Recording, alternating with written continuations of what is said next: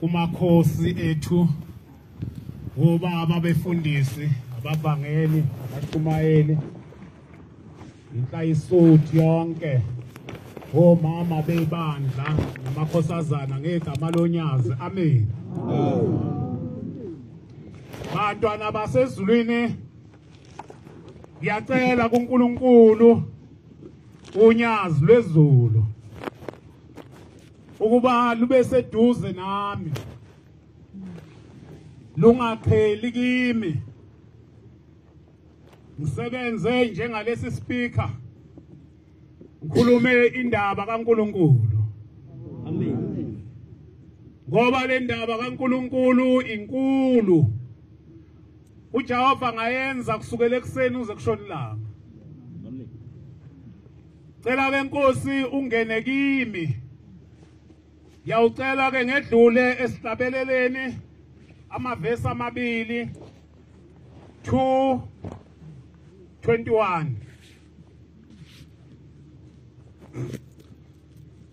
Yeza Nkosi mina ngedwa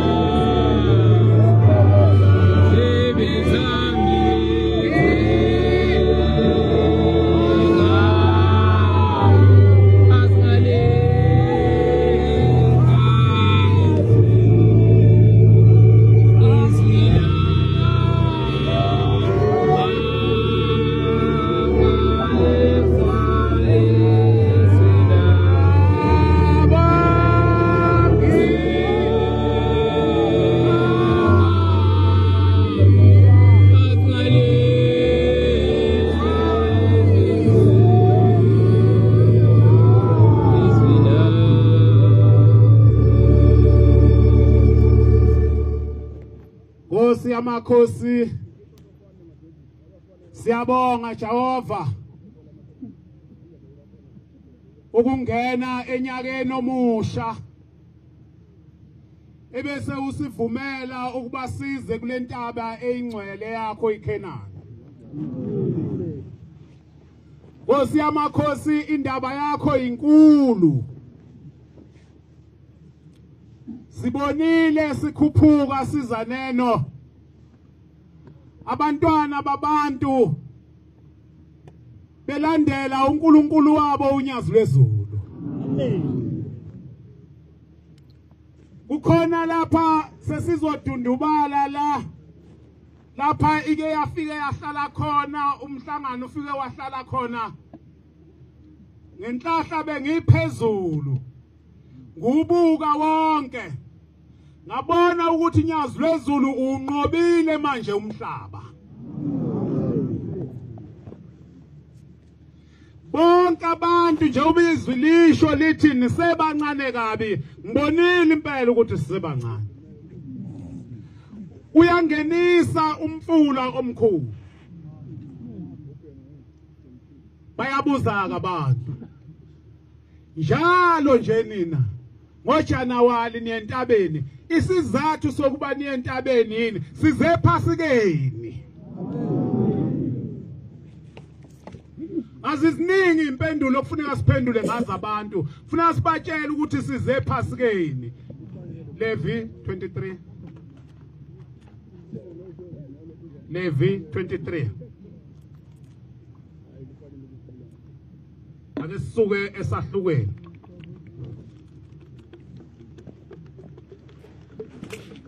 uJehova washo kuMose wathi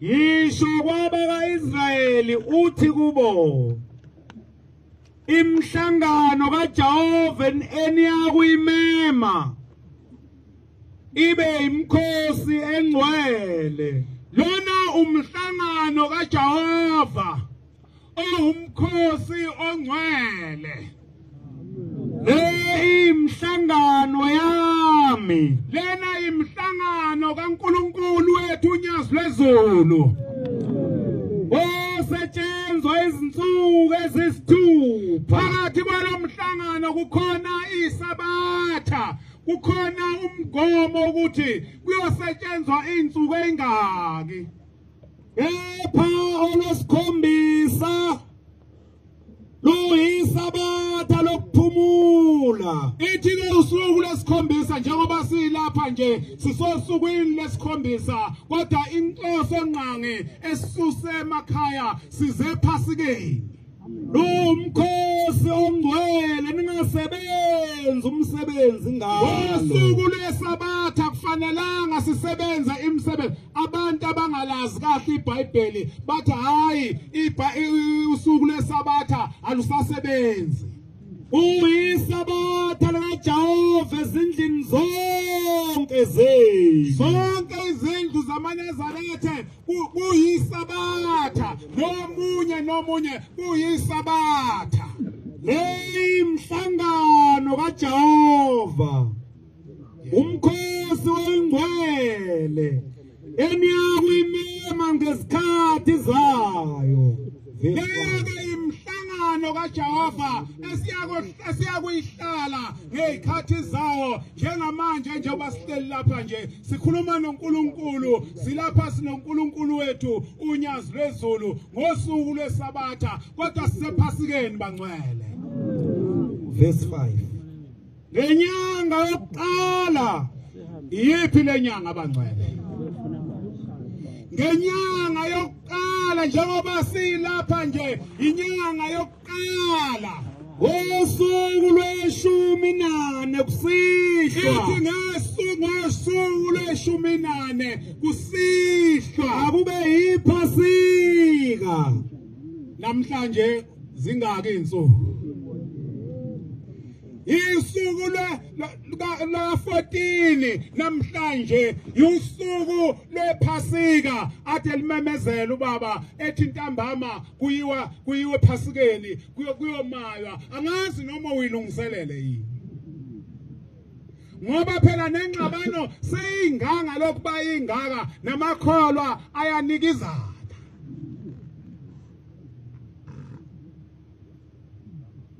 iphasika likaNkulunkulu shembo ingcwele siphuthando lokuba sithandane liphuthando lokuba sazisane omunye nomunye njengoba Nkosi yamakhosi usibekile nje eindaweni la sikhona hawo amacala amaNazaretha ayahluthahlutana kodwa namhlanje siyesimayweni uzoya kanjani esimayweni kukhona indaba ekhona ngaphakathi kuwe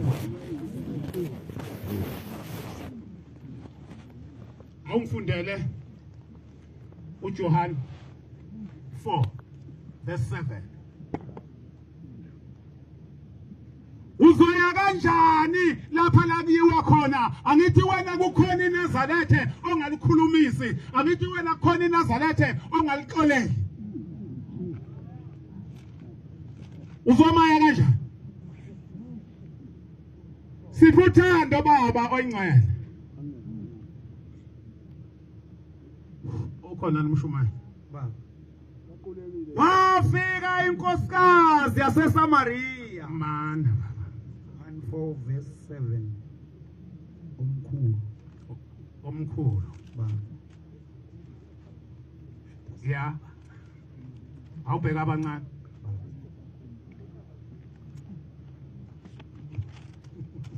awubheka abancane wasithixo oh no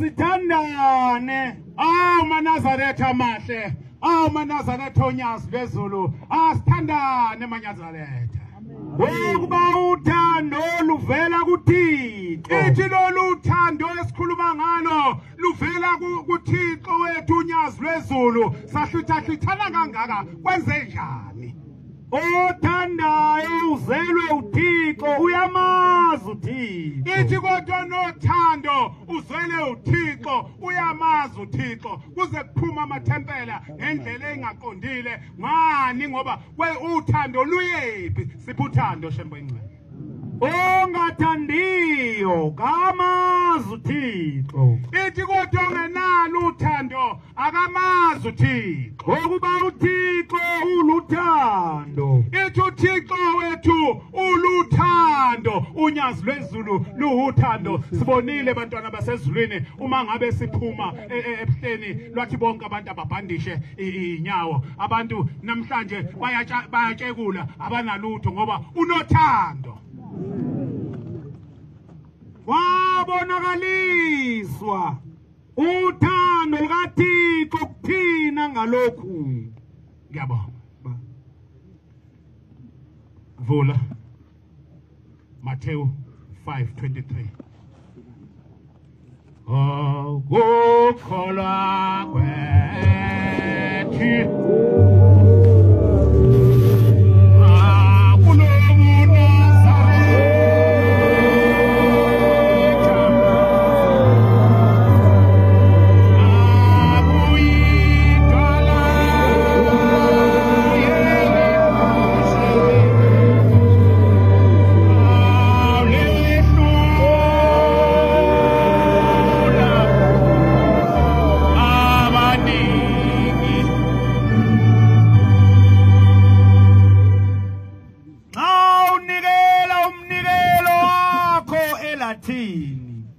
webantwana basezulwini sizentabeni sizocela ubungcwele ubungcweleke bukhona la butholakala khona ithi indaba mawunikela umnikelo wakho elatini kufanele wenze njani usakhumbula lapho ukuba unecala nomfowenu lapho emathempelini akini endaweni emazweni akini namhlanje siyomaya ufanele wena njengoba kukhona abantu ezweni lakini ongabakhulumisi kukhona abantu ezweni lakini ongabathetheleli uzongena nawe uzoya nawe ngoba incwadi efunda lapha ithodla okwedla ngokungafanele ake siphume lapha sifuna neni bantwana basezulwini ukuze siyongena lapha ntambama sesi right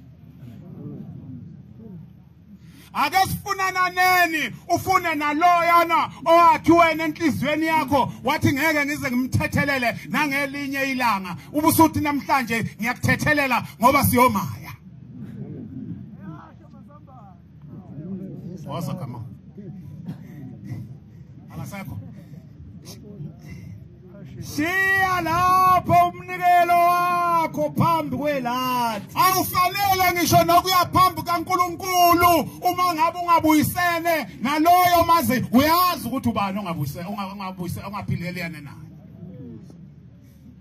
uyazi ukuthi ubani lo ongaphilelene naye namhlanje uNkulunkulu akasiphi isibusiso sokuthi masehla lapha entabeni sehle sithethelelene singabantwana bonyazi qala uye ubuyisane nomfowenu ithi qala uye ubuyisane nomfowenu khona uyakuza unikele umnikelo wakho khona unikela umnikelo wakho ngoba siphambi kaNkulunkulu shesha ubuyisane noma ngalelene nawe ithi kodwa ke kufanele usheshe ubuyisane naloyo ongamthandi naloyo omangalelene naye ubuyisane naye asiphume lapho abantwana basezulwini sehla kule ntaba sesingabangcwele amen sesiyibumba likasimende usho njalo uShembe athi wonke amanazare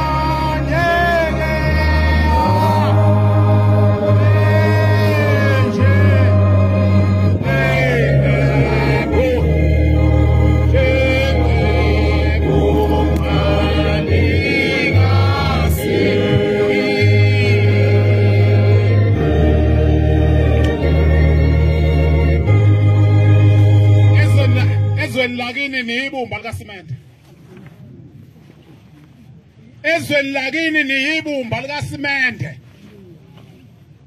siyibumba likasimende amen uthi uShembe wonke amaNazarethe awabe munye amaNazarethe awabe ibumba likasimende kungabibikho kwehlukana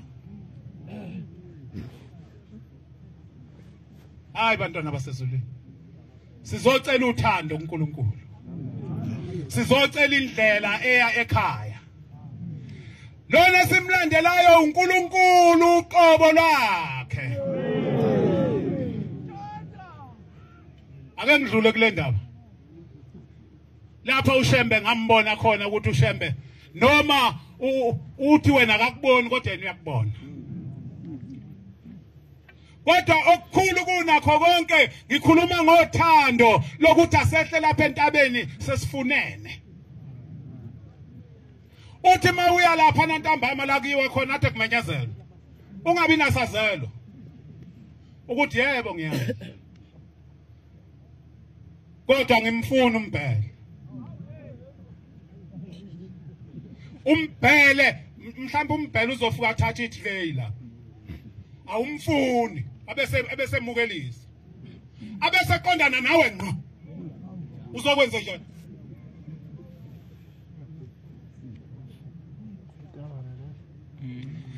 Silandela uNkulunkulu bathandwa benkosi enkulu esebuhleni bamaNazaretha. Ngesinye isikhathi lapha ezweni lakithi kwake kwaba nesikhathi lapha inkomo zayitshontshwa khona kakhulu. Uthi ngapha uthi inkomo ihambile uthi inkomo ngapha ihambile ngase ngikhuluma nomama ngangisenomama lesikhathi ngathi mama ayiphungulwe inkomo manje.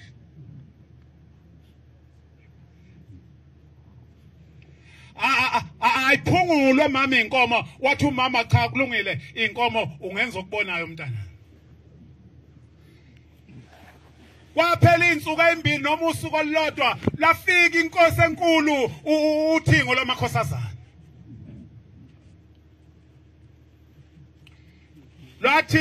Lafaka ijazi elimhlophe ngilele. Lwathi lalela la ungayidayisi inkomo. Khuluma ngoNkulunkulu okubona ulele, okubona ucabanga, okubona hwana. Nonyazi lwezulu kunjalo, luyasibona nje. Njengoba sicabanga nje, luyasibona.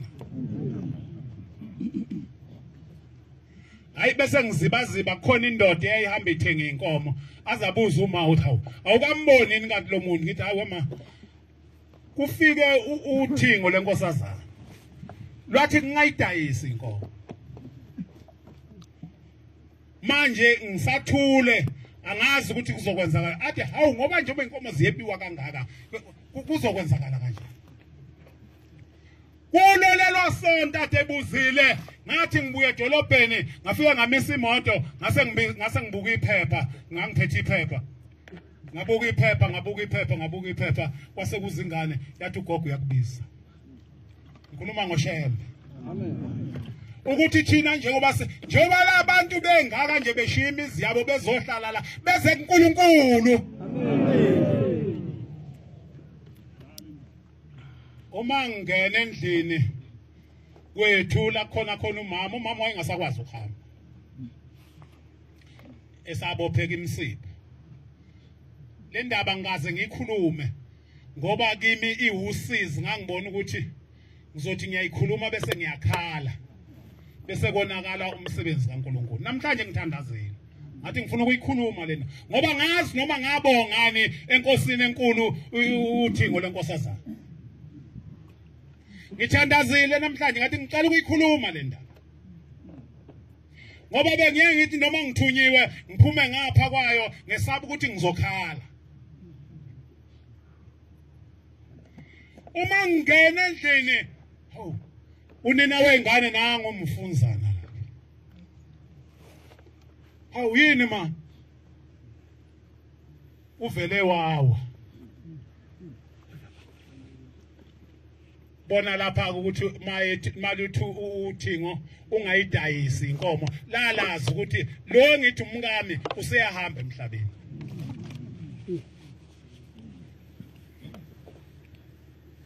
Inkomo ngizozidinga. Uvele wawa akasakhulumi. Ubuso bakhe bubheke ngapha. Usekhiphe nje. Hayi kuye kuba ngathi ubangcono. Basiba. Hayi kumqali. Athi kimi ngelinye ilanga. Athi baba ingane. Ushiya ingane engaka. Kukhona ingane engaka, yayingakanyana nje mfana. Noma ngingasakhumbula ukuthi yayineminyaka emingaka. Wathi ma ukufa ngiyakuzwa. Uma ukufa kungehlula. Wongibhekela uphumlana.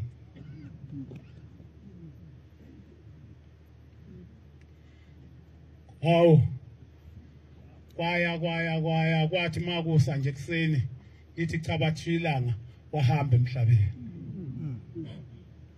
Ngezwa ubuhlungu engingabazi, ngezwa ubuhlungu ingane ibuza ukuthi uphi umama. Ngithi mina umama uye eGoli. Umathe ngihambile nemoto ibuye ibuza ukuthi umama athi uyohlangabeza umama yini.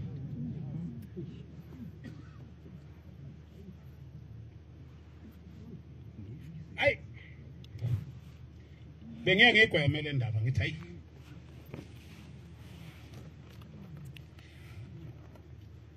Angcwatshwe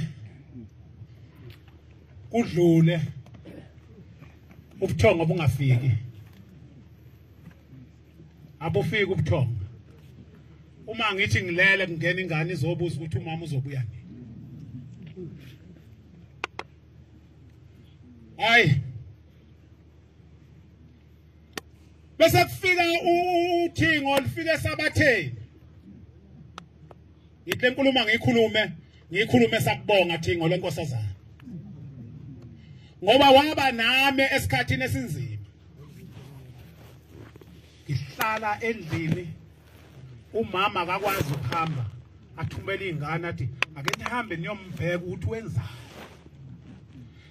Unokuthi mhlambe ngizothatha intambo ngiyifake emqaleni.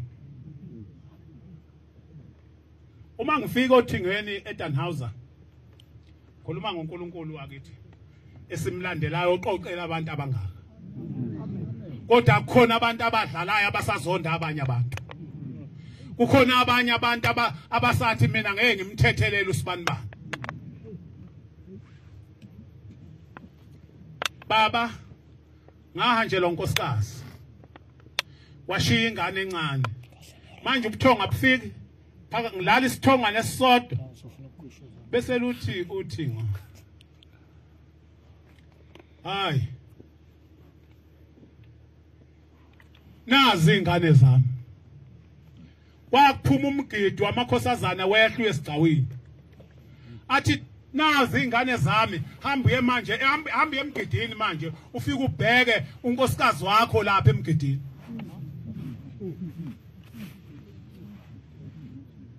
Usho lo uNkulunkulu esimkhonzayo.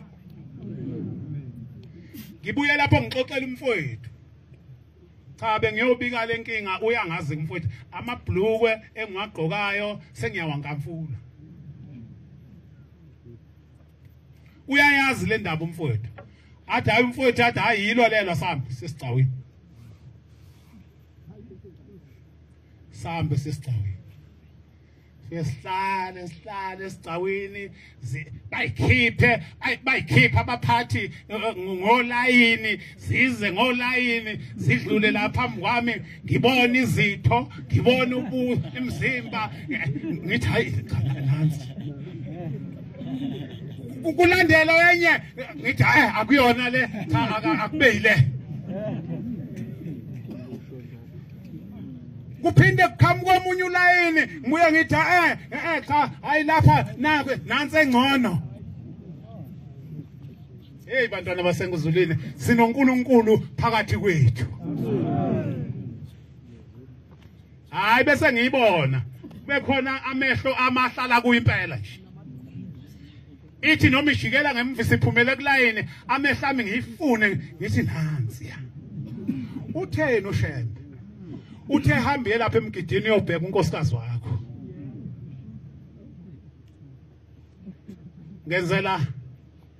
Ngenzela laba abasivakashela ukuthi bazi ngempela ukuthi lapha thina siNkulunkulu.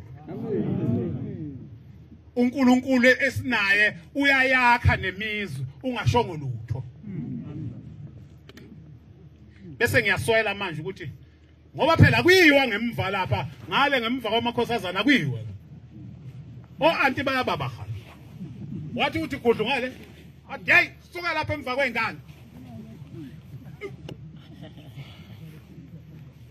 Ebese ngithi ukugudla ngithi ngoba kwakusho yena uNkulunkulu wathi angizokhetha unkosikazi mangithi ukugudla ngapha bese kuqhamuka uAnti Mahlabisa. athi Mfundisini kade uhleli lapha ekseni nantambama umgidi usubuye lantshini ulo uhleli la awube sengibhoboka ngithi hayi anti nayi ingane eyakwabani lengane abeseka athi hayi ihlala no anti uDangazela. Oh manje uyayifona ngithi ngiyayifuna athi hayi wofika kimi ebuhleni ngoSeptember ngikhuluma ngoNkulunkulu lesimlandelayo engakhela umuzi. Amen. Kade ngigwema le ndaba ngingafuni ukuyikhuluma kodwa ngibuye ngixoxe nasekhaya ngithi kodwa le ndaba angazi noma ngabonga neNkulunkulu. Uma kuSeptember ebese ngiya ngifike ngoSeptember ayakhunga amakhosazana.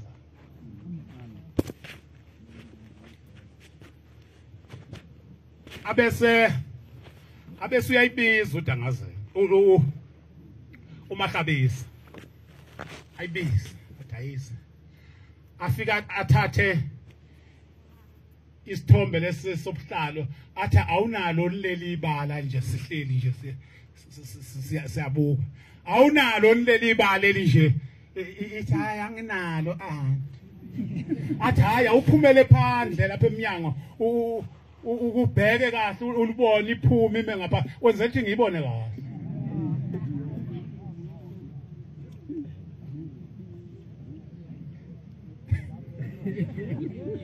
Wenzela ukuthi ngiyibone kahle. Hayi ebesiyabuya ebesiyavalelisa iyaphuma athi uyeneliseka ngithi ayimpe la anti yimpe. Uyabona njengoba ngikhuluma nje ikhona la ngemuva la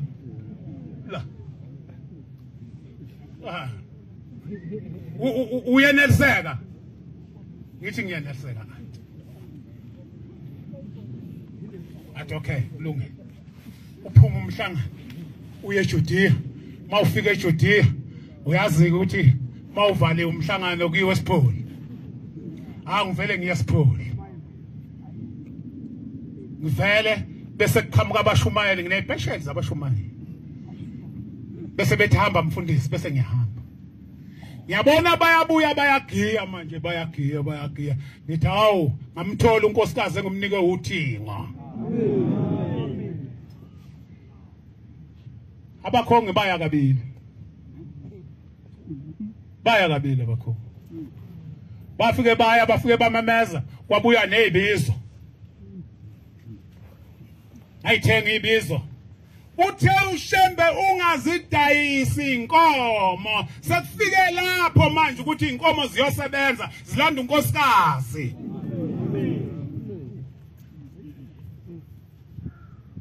Ngixoxela nina nisivakashela ukuthi bonani ukuthi sinoNkulunkulu.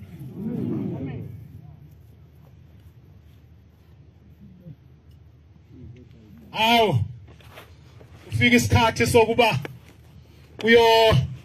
kuyohlanganiswa kuhlanganiswe abesethi omunye umfana onesitolo ngafa ngithi Mfundisi uma mncane kanti uzanini nithi hayi sisahlanganisa imali yebhasi athi ubanjwe nje imali yebhasi nje kuphela nithi nokunye ke phela kodwa ke okukhulu kuseyimali yebhasi yokuthatha umshado kade ngidlule ngihambe ngedolobhe ngikhuluma ngoNkulunkulu wami njengoba ngiye ngithi oshembe obaba bami.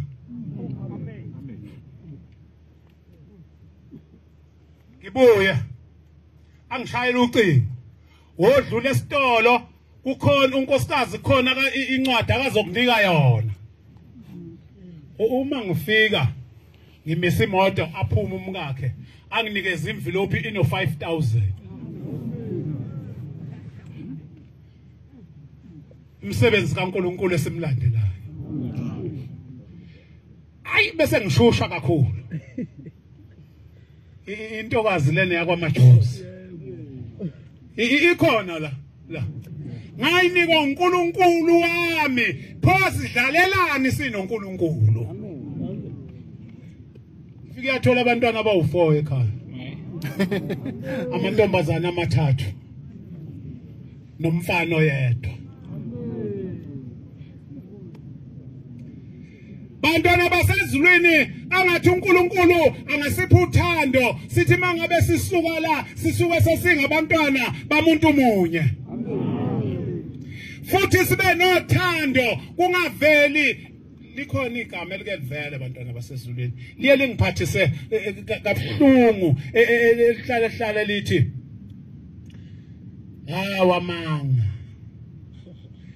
awamanga izolo inkosi enkulu uThingo behlala luthi laba bantu basondela kimi ngemlomo nje sicabanga ukuthi kushiwo kwabanye abantu abangekho engathi uNkulunkulu angasipha uthando lokuba sithandane. Matthew 18:18 kukholwa kwethu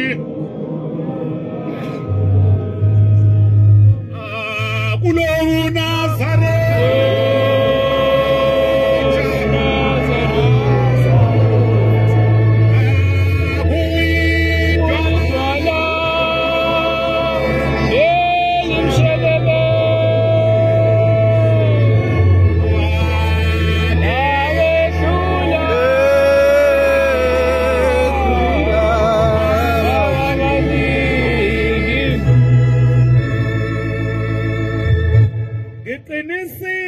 ngiqinisile ngithi kini lokho nikubophayo emhlabeni kuyakuboshwa nasezulwini. Uyabona nje abantwana basezulwini masingaphuma la sixoxe le ndaba yokuthi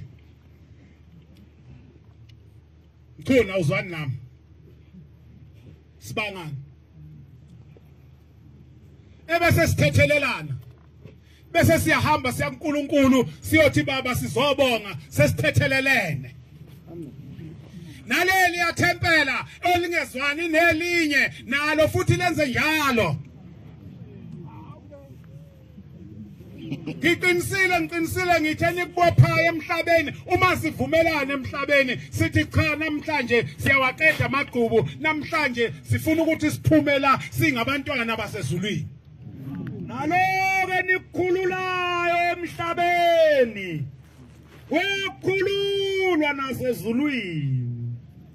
Lokho esimakabe singakukhulula ukuxabana kwethu kuyakhululwa nasezulwini ngoba sesikhululile la emhlabeni. Ubani wena ongezwani naye?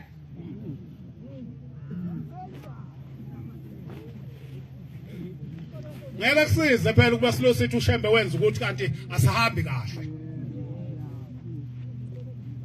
Futhi ngithi kini uma ababili kini bevumelana emhlabeni ngento ethile abayicelayo bayakuyenzelwa ubaba osezulwini. Thina siyenzelwa unyazi lwezulu. Nyazi lwezulu sipha ukuthandana nyazi lwezulu. Uyazi ngeke ngabona mina amaNazarethe amadala obaba babethi mangabe kufika iNazarethe lingene ekhaya ahalalise athi izana emkhosi athi angihalaliseli yena ngihalaliseli ingilozi le kuyiyona emphambulelo umuntu wezala wazolala athi izana emkhosi. Namhlanje uthi na ufika ethempelini umshumayeli athi gudlu athi sitha thathi selula athi kafa hey nakho ngibona ungedi la simenze njani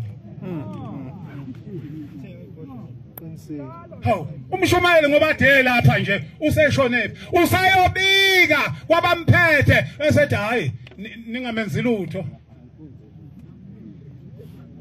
miyekeni nje ashaya inkonzo uzofuna uhamba vangeli la.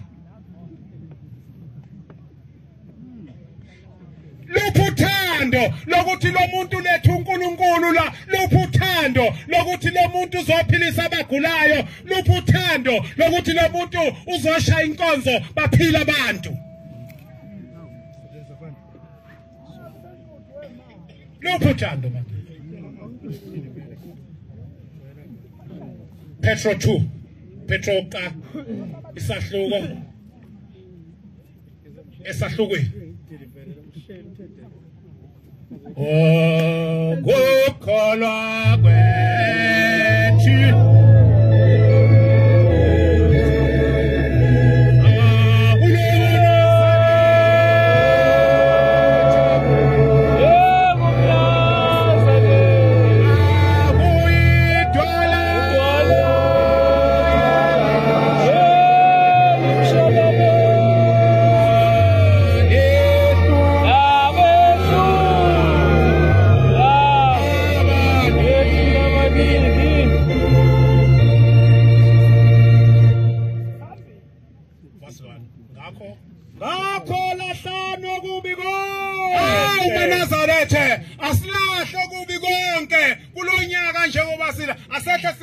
Abantwana besizulwini nobuqili bonke nokuzenzisa. Uyazi ngapha ngakithi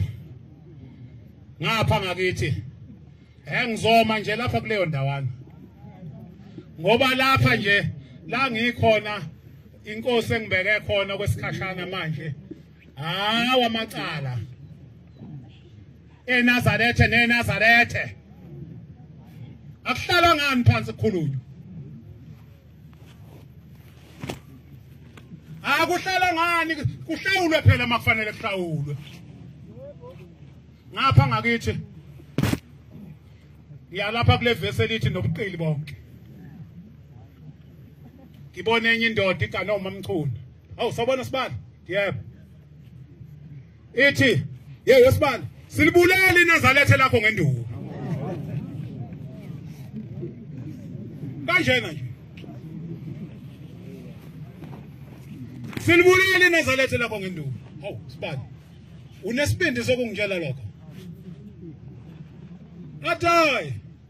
Ilo silahlekelwa nje kanti indaba ikhona lapha kuwe.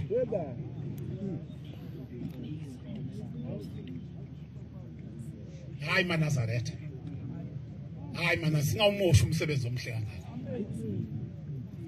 Umsebenzi omkhulu kangaka obatshazwa izwe lonke singa uma kungayisho makungakhona abantu abatshontshe inkomo lapha phakathi kwethu.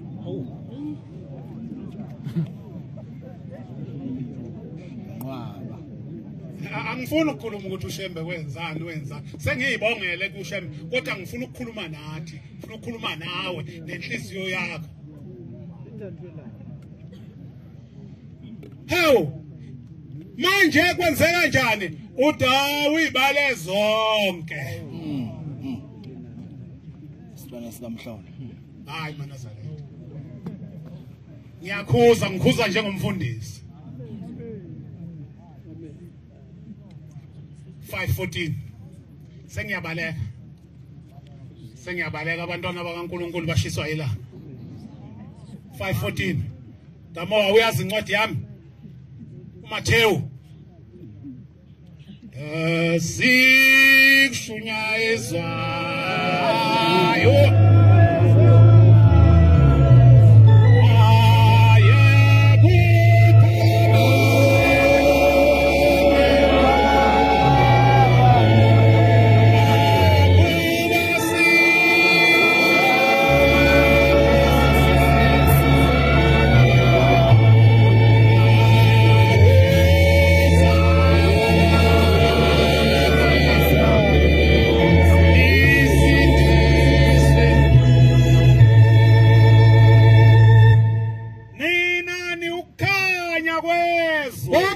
Nazarethe niyabona ukuthi nokukhanya kwezwe umuzo wakhiwe entabeni. Niyabona ukuthi nomuzo wakhiwe entabeni. Na umuzi niyawubona umuzi lapha eKhenana. Khona kangisweyi ungesitheke umuzo wakhiwe entabeni ungesitheke. Asokhelwa isibani sibekwe phansi kwesitsha. Yebo. Sifakwa othini sibakhanyisele bonke abasendlini.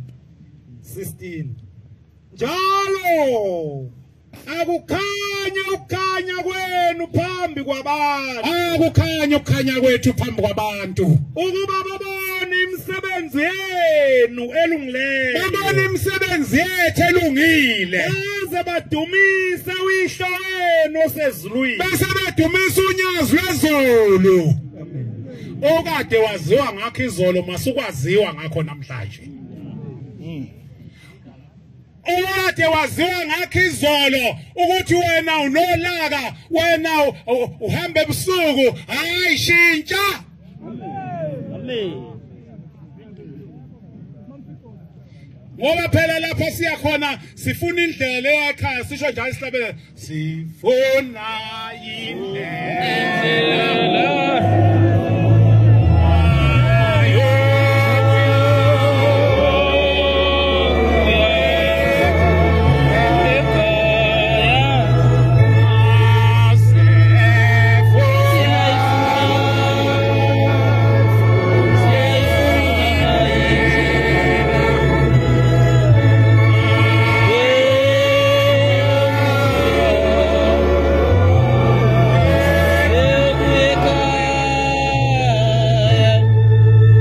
Verse 4:26. Sengiyacela.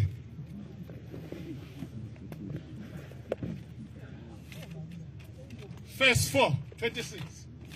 Thukuthelani ningoni. Ngishayela isipikile ke manje. Kulaba abaxabene iminyaka amagqubu eminyaka. Unegqubu likholwa. Thukuthelani ningenze njani? Ningoni. Thukuthelani ningoni. Lingashoni ilanga nolaka lwenu. Lingashoni. Angeke ngimthethelele mina. Uzoya kwelingabani izo ntambama siyenkonzweni. Ningamniki uSathane indawo. Ithi ningamniki uSathane indawo. Oyebayo ya angabeseba ya kodwa akasuka khuthale asebenze okulungileyo ngezandla zakhe.